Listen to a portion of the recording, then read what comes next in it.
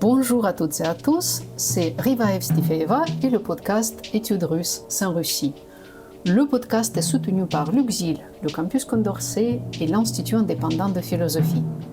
Aujourd'hui, nous recevons Catherine Géry, qui est professeure de littérature russe à l'INALCO, une des institutions les plus importantes pour les études russes, qui est aussi, entre autres, rédactrice en chef de la revue Slovo. Donc, tes recherches sont consacrées à plusieurs thématiques, mais les deux sont peut-être les plus importantes. C'est Nikolai Leskov, un écrivain qui n'est pas beaucoup étudié, même aujourd'hui, il reste encore un peu oublié par les chercheurs. Et dans ces très récentes années, tu t'es consacré aux études de genre appliquées à la littérature russe. Et merci pour être ici avec moi aujourd'hui. Je commence par, l'histoire de tes relations avec la Russie. Du coup, par où est-ce que ça s'est commencé pour toi ? Bon, ça a commencé très simplement par la littérature. J'ai fait des études de lettres avant de faire des études de russe, donc je suis une sorte de transfuge des lettres vers la Russie. Et c'est plus particulièrement en fait l'œuvre de Nikolai Gogol qui m'a amenée au russe. Ça peut sembler un petit peu bizarre quand on ne parle pas du tout le russe, ce qui était mon cas lorsque j'ai commencé mes études de lettres. Et puis je lisais de plus en plus de littérature russe, de plus en plus d'auteurs essentiellement du 19e siècle, puisque j'étais 19e. Je travaillais sur la littérature du 19e siècle française. Et Nikolai Gogol, ça a été une révélation spectaculaire pour moi, et Les âmes mortes surtout. Les âmes mortes qui sont devenues mon livre de chevet, un livre d'une consistance et d'une profondeur, comme même en traduction, comme j'en avais rarement vu. Et Nikolai Gogol m'a amené ensuite à Nikolai Leskov, je pense de façon tout à fait naturelle, puisque c'est vraiment mon goût. Alors une fois encore, c'est très paradoxal, mais je dirais presque mon goût pour la langue, même s'il s'agissait de traduction, mais je sentais derrière, qu'il y avait vraiment quelque chose à creuser d'un point de vue esthétique, linguistique, stylistique, et donc j'ai décidé de faire du russe. J'allais m'inscrire en thèse de littérature comparée, je voulais faire de la littérature comparée française et russe, et bien évidemment il était impossible à ce niveau-là de continuer sans parler le russe, donc j'ai pris 1 an de suspension de thèse pour m'inscrire en DUG de russe à l'époque. À Lyon, j'ai été la première grande débutante, je pense, à Lyon, peut-être même en France, puisque à l'époque, on était à la fin des années 80, début des années 90, il n'y avait pas de grands débutants dans les sections de russe. C'était des étudiants qui avaient fait du russe au lycée, au collège, même pour la plupart en première langue. Et j'ai eu la chance de tomber sur des professeurs absolument formidables. À Lyon, il y avait à l'époque Charles Bourg, Jean-Claude Lannes, puis ensuite Jean Breuillard, et qui m'ont vraiment porté à bout de bras dans ces études de russe. Donc j'ai laissé complètement tomber la littérature comparée, qui était ma première formation, et j'ai finalement suivi un cursus de russe qui s'est conclu par une thèse de doctorat sur Nikolai Leskov et sur la création verbale. Donc il y avait vraiment quelque chose, même de ma part, je pense, de presque... je ne sais pas comment le dire, pas arrogant, mais extrêmement ambitieux. Commencer le russe à 24 ans, ce qui était mon cas, 24-25 ans. Alors, je n'ai pas fait du russe pour parler la langue, j'ai fait du russe pour lire le russe. Et puis de fil en aiguille, bien évidemment, je suis partie en Russie. Et puis voilà, on part en Russie. Et je pense qu'encore aujourd'hui, pour les jeunes Français qui font du russe, partir en Russie, ça reste une expérience émotionnelle extrêmement importante. Alors aujourd'hui, non. Depuis 2 ans, non, bien évidemment. On ne part plus en Russie. Nos étudiants n'ont plus accès au pays. Mais surtout, moi, je suis arrivée en Russie dans les années 90, qui étaient des années... Alors aujourd'hui, bien évidemment, ce sont les mauvaises années pour beaucoup de Russes, mais moi, j'ai découvert économiquement, mais moi, j'ai découvert toute une culture qui se réveillait, en fait. Et puis un monde s'était écroulé. Un système s'était écroulé, le nouveau système ne s'était pas encore mis en place. On était dans une sorte d'intervalle historique où tout pouvait se passer, on le sentait très très fort. Un espace de possibilités, j'imagine, comme la Russie n'en a connu que très peu au cours de sa longue histoire. Et là, c'en était c'est 10 années avant que justement un nouveau système ne se mette en place et referme un peu toutes les portes qui avaient pu s'ouvrir. J'ai eu la chance d'entrer en contact avec des milieux underground, d'abord Leningrad, ensuite Saint-Pétersbourg. Et ça aussi, ça a été absolument formidable pour moi, ça s'est fait un peu par hasard, où j'ai joué un peu le patchtalion, le facteur, c'est-à-dire que j'ai envoyé, on m'a donné des choses que je devais transmettre à des gens sur place, et voilà, ces gens étaient des jeunes hommes et jeunes femmes qui vivaient dans des squats et qui faisaient de la musique, de la peinture. Il y avait des poètes, j'ai rencontré des gens assez intéressants.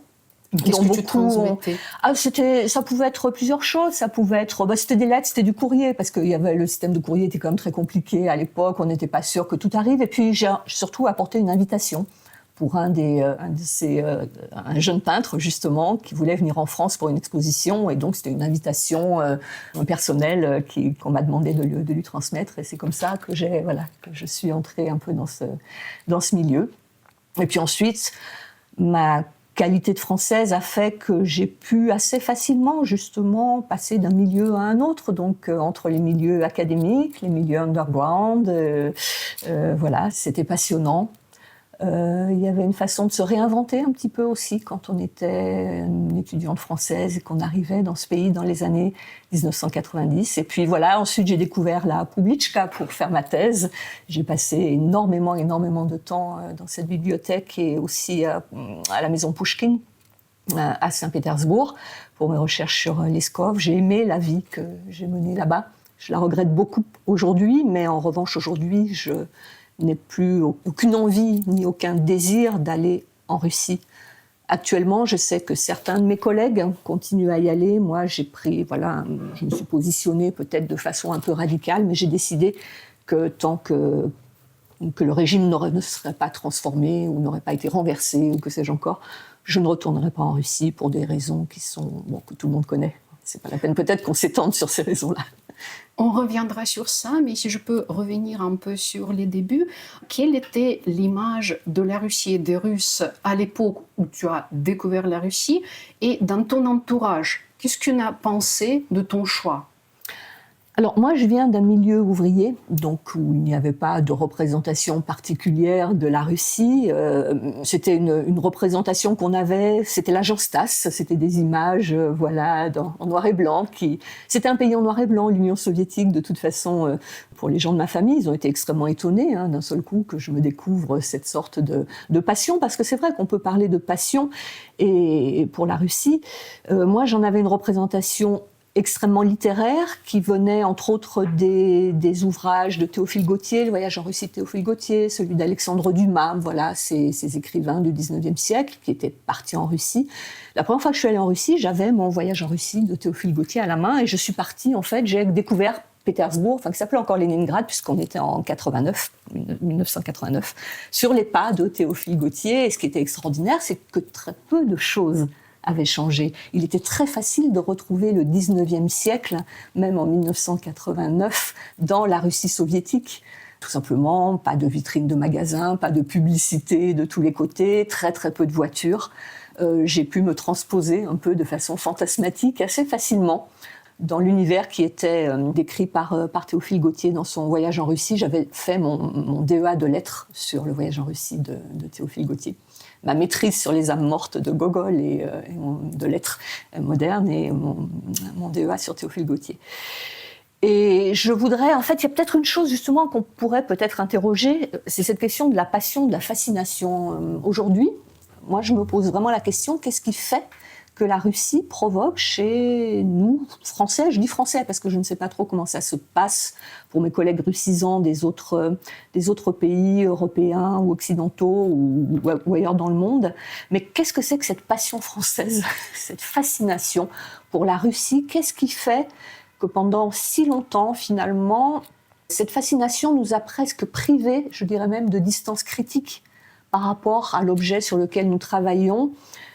Et je pense que cette distance critique que nous avons en tant qu'universitaires par rapport à beaucoup d'objets d'études, nous la perdons un petit peu lorsque nous travaillons avec la Russie. Et moi, en tant que 19e en plus, donc travaillant quand même sur ce qu'on appelle le grand siècle russe, le siècle des écrivains classiques, il m'a fallu longtemps pour remettre en cause toute cette hiérarchie, cette nomenclature de la grande culture russe, des grands écrivains, cette façon très hagiographique et ontologique finalement d'écrire l'histoire de la littérature du siècle sur lequel je travaillais. Cette distance critique me manquait un petit peu. J'ai commencé à l'avoir il y a une dizaine ou quinzaine d'années, d'abord en travaillant sur Leskov, c'est vrai, puisque c'était un écrivain marginalisé, mais un écrivain en revanche qui a été complètement récupéré par, je dirais, la culture contemporaine russe et aussi par les religieux, hélas. Mais c'est surtout en travaillant sur les écrivaines, en fait, que je me suis interrogée justement sur ce qui faisait que, d'une certaine façon, nous avons, nous, universitaires français, assez passivement reproduit un discours qui était, moi, celui aussi de mes professeurs, mais qui était un discours finalement qui s'était façonné aussi en Russie et duquel nous avons été, c'est peut-être un peu dur ce que je vais dire, mais j'ai l'impression parfois que nous avons été les idiots savants de cette culture russe qui est un peu obsédée par la grandeur. Et c'est cette notion de grandeur aujourd'hui que moi j'interroge. Qu'est-ce que c'est cette notion de grandeur qu'on retrouve dans des expressions Veliki poète Pushkin, Veliki pisatelь Tolstoï, c'est Veliki ou la Grande Russie, cette fameuse Grande Russie unie dont on parlait tout à l'heure, celle des émigrés blancs de la première génération d'émigration.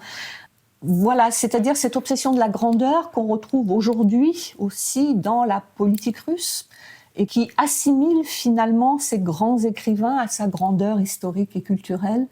Et c'est vraiment... Voilà, j'ai commencé à m'interroger là-dessus, donc, comme je disais, et sur cette passion finalement pour cette grandeur russe, en travaillant sur les écrivaines du XIXe siècle, qui ont été assez largement oubliées, comme tout le monde le sait, en me rendant compte qu'en fait, plutôt que de souscrire au mythe du grand écrivain, il fallait peut-être s'intéresser au fonctionnement réel du champ littéraire du XIXe siècle. Et avec Victoire Feuillebois, Laetitia Decourt, donc Victoire Feuillebois de l'Université de Strasbourg, Laetitia Decourt de l'Université de Sorbonne, on a donc décidé de créer un Krujok littéraire sur le XIXe siècle pour revoir un petit peu justement la façon dont nous traitions notre objet et la façon surtout dont nous le transmettions à nos étudiants. Si je peux revenir encore une fois en arrière et te demander, donc en parlant de la fascination initiale, donc tu as dit que tu venais d'un milieu ouvrier. Et donc, mais à une époque où l'Union soviétique était en train de se dissiper. Donc, est-ce que tu étais plutôt communiste ou plutôt anticommuniste ?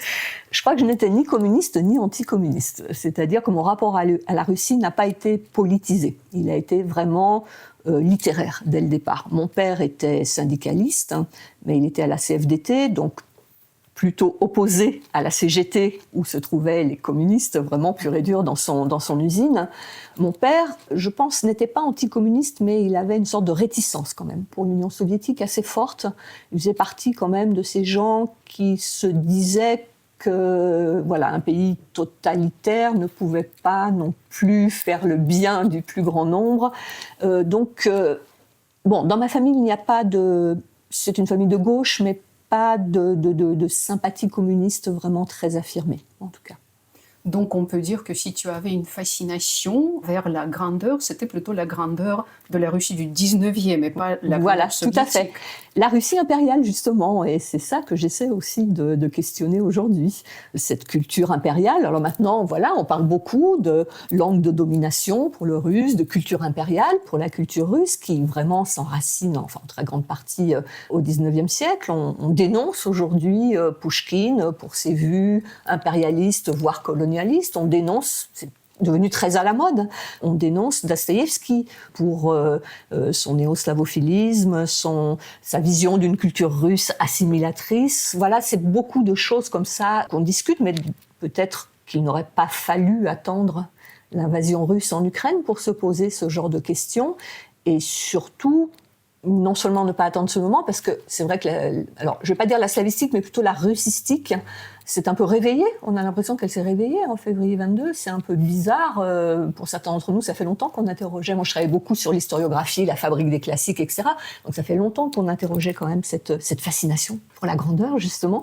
Mais pour certains de nos collègues, ce qu'on remarque, c'est que d'un seul coup, ils ont semblé avoir découvert ce sur quoi ils travaillaient, et ce sont peut-être aujourd'hui les plus vindicatifs, ce qui est un peu bizarre. J'ai entendu des choses parfois assez déroutantes, qu'il fallait réécrire les classiques, qu'aujourd'hui, pour nos étudiants, l'antiféminisme, la visée colonialiste, etc., ce n'était plus lisible. Voilà, on entend parfois des choses extrêmement radicales. Or, moi, je pense qu'il faut continuer à transmettre, bien évidemment, cette culture en la situant, en la contextualisant, et que notre travail, c'est ça. C'est-à-dire, si on veut ne plus être les idiots savants de la culture russe, eh bien, il faut l'expliquer. Il faut l'expliquer. Nous n'avons pas à défendre les classiques ou les auteurs du 19e siècle. On n'a pas à la défendre, cette culture. On n'a pas à la vilipender non plus. On a à l'expliquer. C'est ça notre rôle.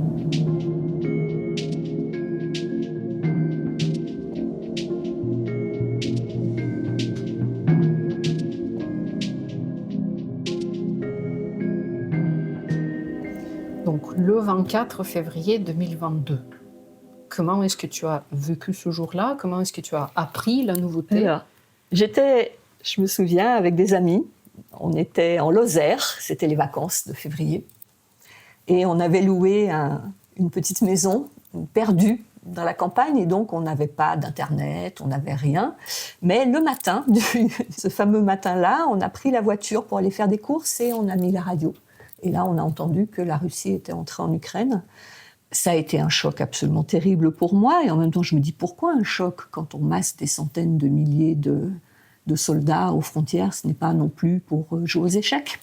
Mais je faisais sans doute aussi partie de ces gens qui ne voulaient pas penser que ça irait jusque-là, qui ne voulaient pas imaginer, même si je fais partie, une fois encore aujourd'hui, de ceux qui pensent que la guerre a commencé en 2014 et qu'elle n'a pas commencé en 2022, mais on est maintenant nombreux à le dire.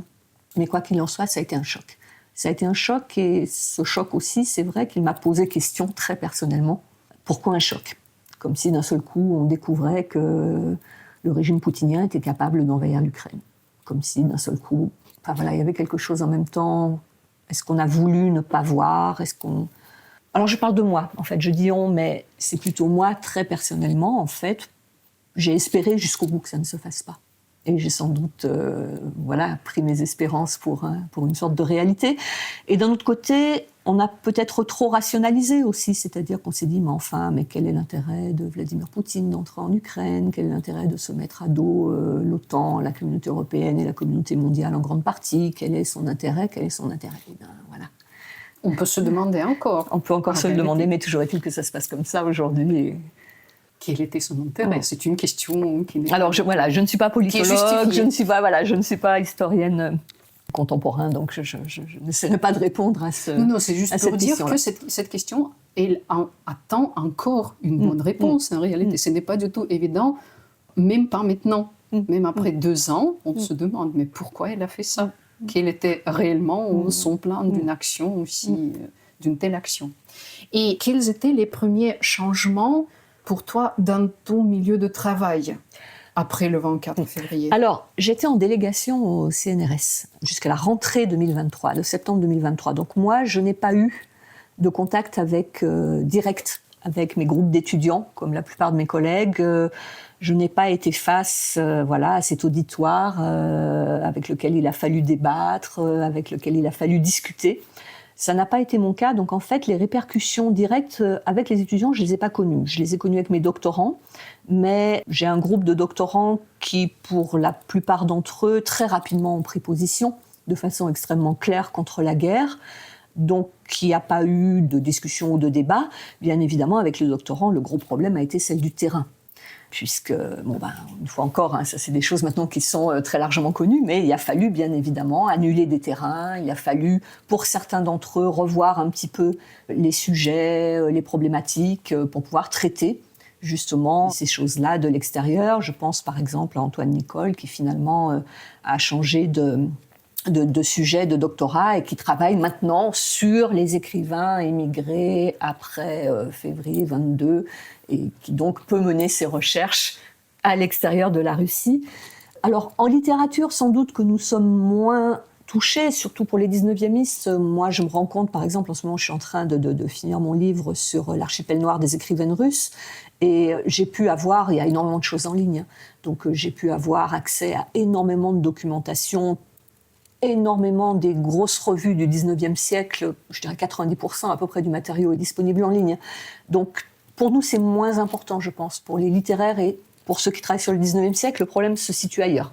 Plutôt dans notre regard, on parle de décoloniser le regard aujourd'hui, dans nos outils, dans nos approches. C'est toute une épistémologie en fait qui est remise en cause, mais la question du terrain se pose moins qu'à la HSS par exemple. Dans le GDR, ancien GDR russe qu'on appelle maintenant GDR Est, on a beaucoup de collègues du CERSEC, d'historiens de Paris-Nanterre, etc. Et c'est surtout pour eux que la question se pose de façon presque vitale. C'est vrai que pour ce qui est de mes propres doctorants, sauf Antoine Nicole, puisqu'il travaillait vraiment sur la culture ultra-contemporaine, la question d'Iran ne s'est pas trop posée. On a réussi à trouver les documents ailleurs, dans d'autres bibliothèques, ailleurs en Europe, aux États-Unis, etc.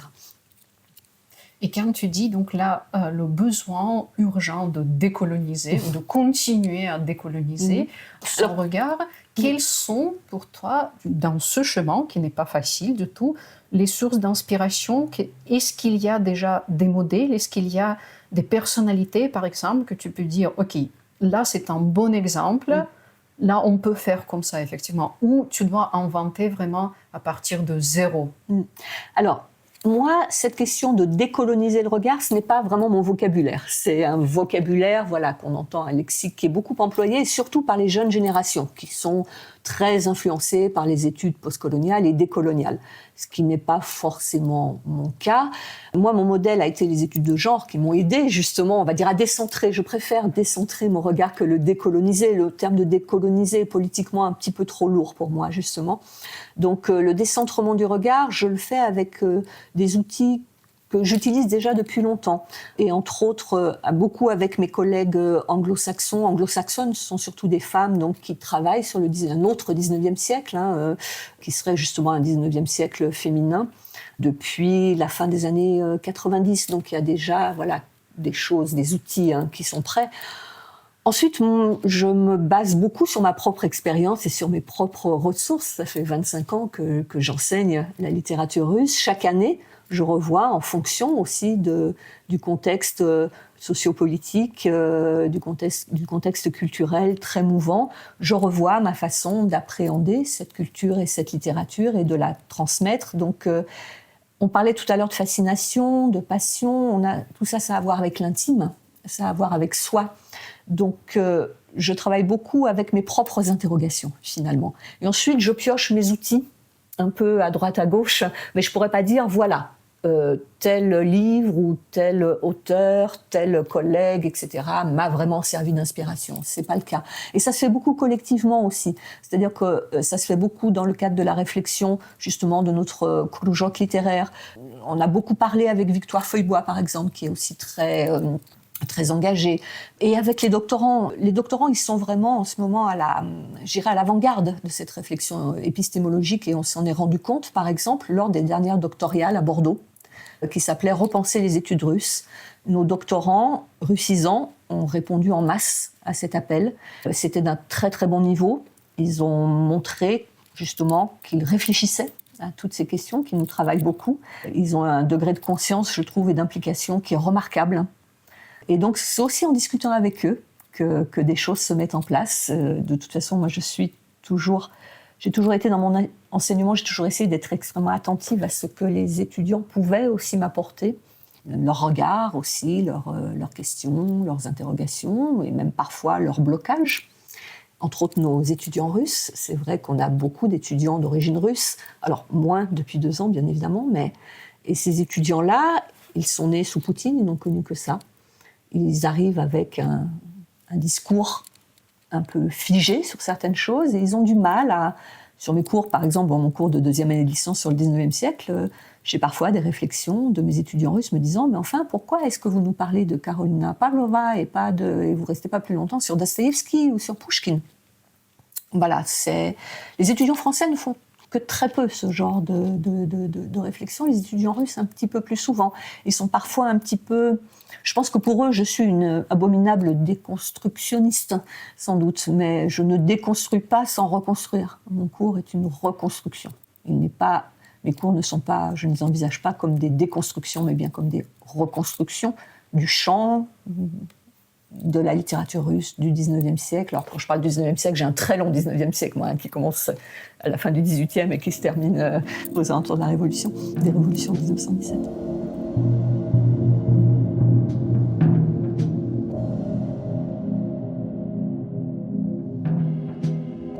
L'INALCO, c'est un endroit où vous avez des étudiants, des doctorants, et c'est, si je ne me trompe pas, la seule institution en France qui a un département des études ukrainiennes. Alors, ce n'est pas un département, c'est une section, mais section. c'est déjà bien, à l'intérieur d'un département qui s'appelle Europe. Donc c'est une section. L'ukrainien ne fait pas partie du département Russie, fort heureusement. En revanche, le biélorusse est encore dans le département Russie. Mais bon, voilà. L'INALCO, c'est une sorte de chambre de résonance pour les conflits, de toute façon. C'est-à-dire que pas uniquement le conflit ukrainien ou les problèmes qui nous touchent, nous, qui travaillons sur la Russie, mais par exemple le conflit israélo-palestinien, les problèmes en Syrie. Enfin voilà, l'INALCO reproduit, réfracte, d'une certaine façon, tous ces conflits. Donc c'est très compliqué. Sous quelle forme? Alors, sous des formes de débat, dans le meilleur des cas, et puis sous des formes de parfois un peu agressives, dans le pire des cas, entre les collègues, voire les étudiants. Mais est-ce que donc entre la section ukrainienne et la section russo-biélorusse, oui. Le département russo-biélorusse, voilà. Il y a des liens très forts qui passent par des personnes d'ailleurs. Bon, Irina Dmitrichine, par exemple, qui est très active, on la connaît bien, elle est beaucoup passée dans les médias ces 2 dernières années, est tout à fait en contact, on a de très bonnes relations avec elle. Ayek Chinkarouk enseigne et le russe et l'ukrainien, et nous avons depuis longtemps un projet de bilicence russe-ukrainien, le problème étant aujourd'hui qu'on n'a pas d'étudiants pour cette bilicence. C'est un projet qui est dans les tuyaux depuis 6 ou 7 ans. Ça fait longtemps qu'on en parle. Au début, il y a 6 ou 7 ans, il paraissait encore viable. Aujourd'hui, il ne l'est sans doute plus. Mais en effet, il y a une section d'Ukrainiens à l'INALCO et on fait tout pour qu'elle se renforce. Est-ce que vous avez aussi des étudiants ukrainiens ou pas? Alors, je ne sais pas. Là, j'avoue, je ne sais pas. Il faudrait vraiment voir avec ma collègue Irina Dmitrichine. Je ne saurais répondre à cette question. Je ne voudrais pas dire de bêtises, donc je ne sais pas. Mais dans la salle de cours, dans tes salles de cours, dans mes cours, non. Je n'ai pas d'étudiants ukrainiens cette année. Mais comme je l'ai dit, je reviens de 2 ans de délégation. Je ne sais pas trop comment les choses se sont passées pendant que je n'étais pas là. Mais cette année, je n'ai pas... en tout cas, les groupes que j'ai eus, il n'y a pas d'étudiants ukrainiens. Il y a beaucoup d'étudiants qui sont originaires parmi les russophones ou assimilés russophones originaires d'Asie centrale, du Caucase. Mais on n'a pas d'étudiants d'origine ukrainienne cette année. Enfin, c'est compréhensible. Non, pas du tout. En effet, nous avons énormément d'étudiants ukrainiens, beaucoup plus que les Russes. Donc, pour moi, c'est vraiment un champ. En tout cas, l'INALCO, c'est vrai que cette année, nous n'en avons pas. D'accord.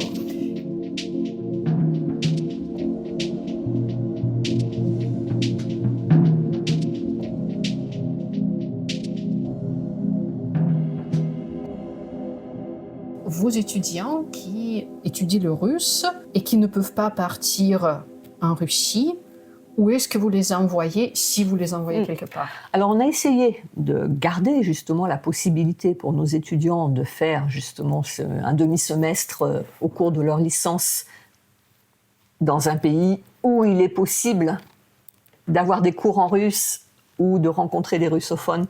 Au début, on avait beaucoup pensé à l'Arménie, la Géorgie, parce qu'on avait des liens, l'INALCO avait des liens avec des universités, mais le problème, c'est qu'aujourd'hui, actuellement, la Géorgie, ce n'est plus possible. On ne veut plus envoyer d'étudiants en Géorgie. L'Arménie, c'est très compliqué aussi. S'il y a des conflits, Géorgie? Il y a des conflits plus ou moins larvés aujourd'hui en Géorgie et en Arménie. Donc, on fait très attention à ça. L'INALCO fait très, très attention à ne pas envoyer, au niveau de la présidence, à ne pas envoyer les étudiants sur des terrains qui sont potentiellement dangereux.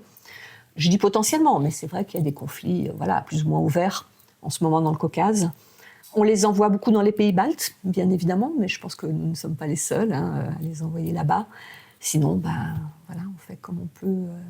Et dans les pays baltes, où et comment ça se passe? Alors là, une fois encore, on a 2 personnes qui sont à l'INALCO qui sont vraiment dédiées à ce genre de questions. Donc peut-être qu'il faudrait que je me renseigne auprès d'elles. Je n'ai pas pensé à le faire avant cet entretien pour savoir exactement comment ça se passe. On n'en a plus beaucoup. On n'a plus beaucoup de possibilités. Avant, on essayait de faire partir tous ceux qui voulaient partir un semestre, le cadre de la formation de licence. Aujourd'hui, bien évidemment, les places sont beaucoup plus restreintes. Je sais, et puis la communication ne se fait visiblement pas très bien, puisque j'ai eu le cas cette année d'une étudiante de L2 qui m'a dit qu'elle voulait partir, mais qu'elle a su trop tard que c'était possible de partir. Je ne sais plus où c'était. Non, c'était pas à Tartou, je ne sais plus. Enfin bon, il y avait une possibilité de partir dans une université d'un des pays baltes, et elle l'a su trop tard. Donc je pense on a un problème aussi, sans doute, de communication de ce qui est possible. Nos étudiants sont un peu mis dans la tête qu'ils ne peuvent pas partir. Ils ne sont pas trop ni en demande ni en recherche. Est-ce que leur quantité a diminué? La quantité des étudiants russophones a diminué de façon assez drastique, mais pas la quantité des étudiants français, francophones. Pas du tout.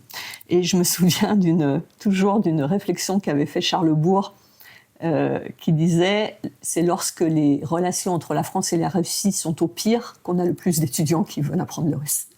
Et il y a peut-être quelque chose finalement d'assez vrai dans cette remarque, puisque cette année, nous avions des effectifs qui étaient à peu près équivalents à ce qu'ils étaient il y a 3 ans, lorsque je suis partie en délégation.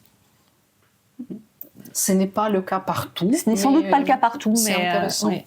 Alors, au niveau de la licence, surtout, l'INALCO a toujours cette réputation qu'on essaye de transformer de boîte de langue, c'est-à-dire beaucoup d'étudiants qui viennent ici vraiment pour apprendre la langue et en faire quelque chose dans le cadre de leur travail au niveau de la licence. On a une baisse, en revanche, au niveau du master et surtout au niveau du doctorat.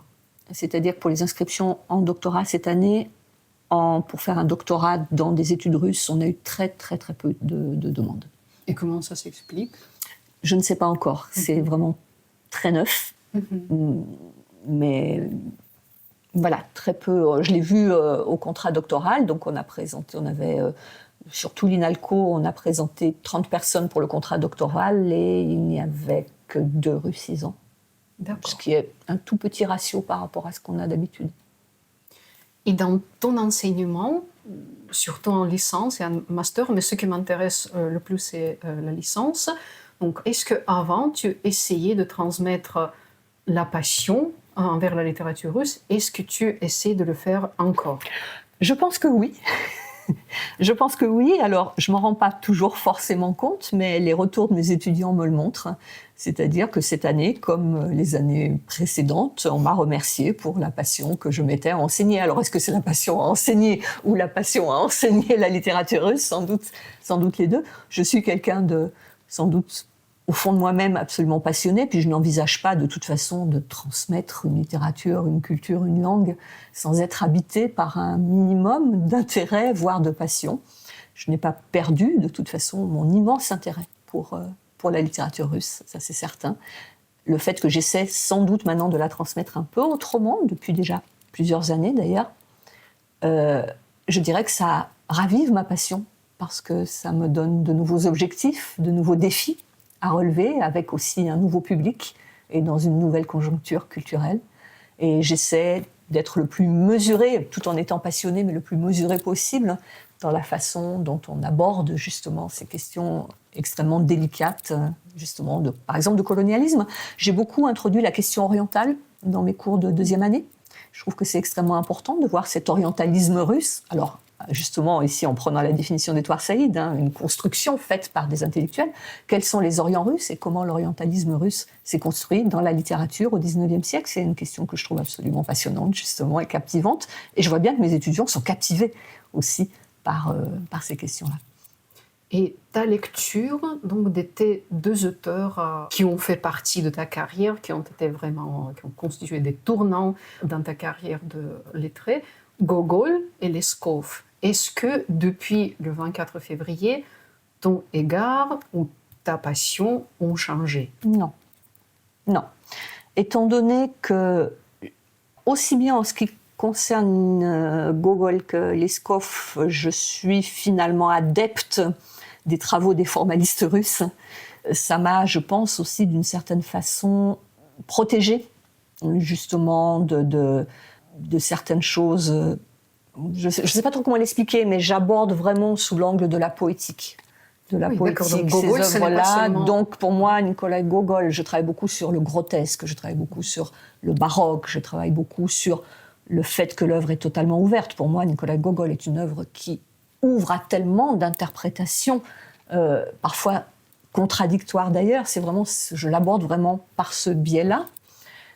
J'ai un étudiant, un doctorant en ce moment, qui travaille sur la maladie spirituelle dans l'œuvre de Nikolai Gogol, donc qui replonge vraiment dans les morceaux choisis, par exemple, de ma correspondance avec mes amis, qui est un texte que plus personne ne lisait bien avant février 2022. Mais voilà, je redécouvre aussi des choses absolument passionnantes chez Nikolai Gogol, que je connaissais assez mal. Mais mon biais n'est pas celui-ci. Mon biais, par exemple, on avait fait, avec ce doctorant, il y a quelques années, un colloque qui s'appelait Gogol l'imposteur, pour lequel j'ai reçu d'ailleurs des mails presque d'injures sur les réseaux. Comment est-ce qu'on peut qualifier le grand écrivain russe, le chantre de la Russie, Nikolai Gogol, d'imposteur? Mais c'était vraiment des impostures narratives, littéraires, dont nous parlions. C'était ce que nous avions en vue. Donc je pense qu'avoir été protégée de toute façon par la façon dont j'aborde la littérature comme un objet à finalité esthétique. La littérature du 19e siècle, c'est vrai que aussi bien en Russie qu'à l'extérieur de la Russie, on la vend comme fondamentalement éthique. Je m'intéresse beaucoup moins à cette dimension-là, finalement, des auteurs, qu'à la dimension plus esthétique. Ce n'est pas le cas, en revanche, pour mes recherches sur les écrivaines, parce qu'on est obligé de passer, justement, surtout avec le prisme des études de genre, par une sorte de complexe idéologique, et ça, c'est normal.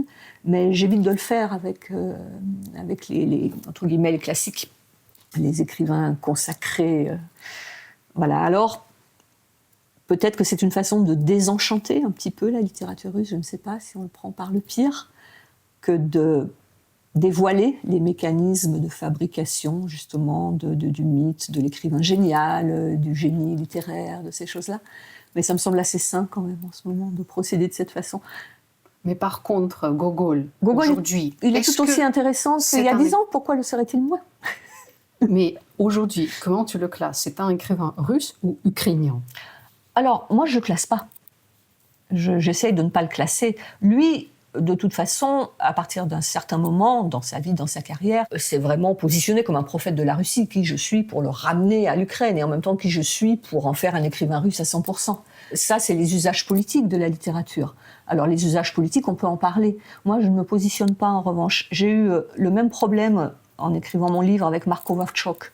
Marko Vavtchok est une écrivaine de langue maternelle russe, née en Russie, de parents russes, qui a décidé de devenir une écrivaine ukrainienne. Et un jour, j'ai discuté, c'était à Strasbourg d'ailleurs, tu étais peut-être là, lors des journées avec... Voilà, on avait un collègue ukrainien, et il était par Zoom, et je me souviens avoir posé la question, parce que je ne savais pas trop à cette époque si j'avais le droit de mettre Marko Vavtchok dans une histoire de la littérature russe.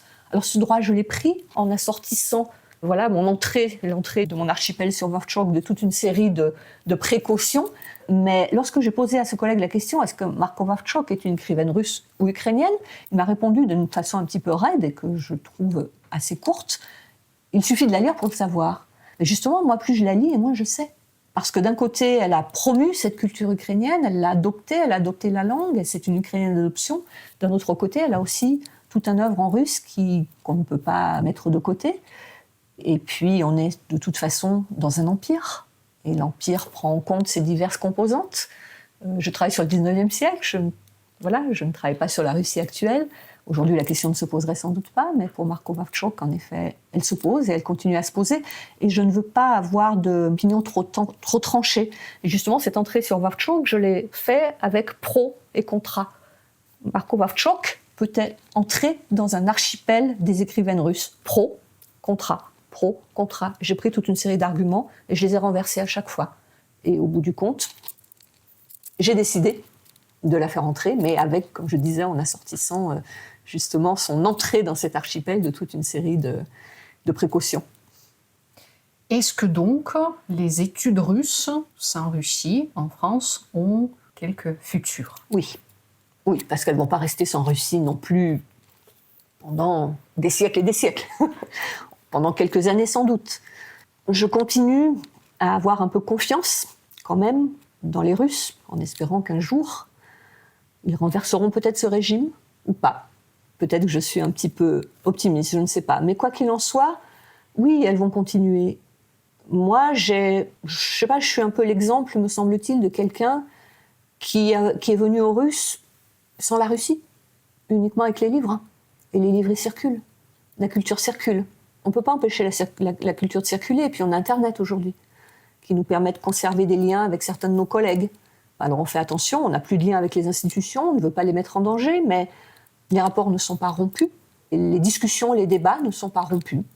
La Russie, elle a toujours été présente en dehors du territoire. Elle a toujours été aussi à l'extérieur. Il y a toujours eu une Russie à l'extérieur de la Russie avec laquelle on peut aussi avoir des contacts et discuter. Je ne suis pas pessimiste du tout pour les études de russe. Je ne pense pas que...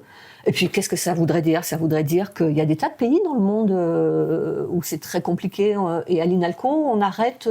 Qu'est-ce qu'on fait ? On arrête d'enseigner la culture hébraïque, on se dit que la culture hébraïque, bientôt, ne pourra plus être enseignée en France. On arrête d'enseigner certaines cultures du monde arabe où, quand même, on a aussi des petits problèmes avec. On arrête... Non, bien sûr que non. Un grand merci à Catherine Géry pour cet échange enthousiasmant. Merci à vous, chères auditrices et chers auditeurs, d'avoir été avec nous. N'oubliez pas de mettre un like et de vous abonner pour ne pas manquer les prochains épisodes. Ici Riva Evstifeeva pour le podcast Études russes sans Russie. À la prochaine!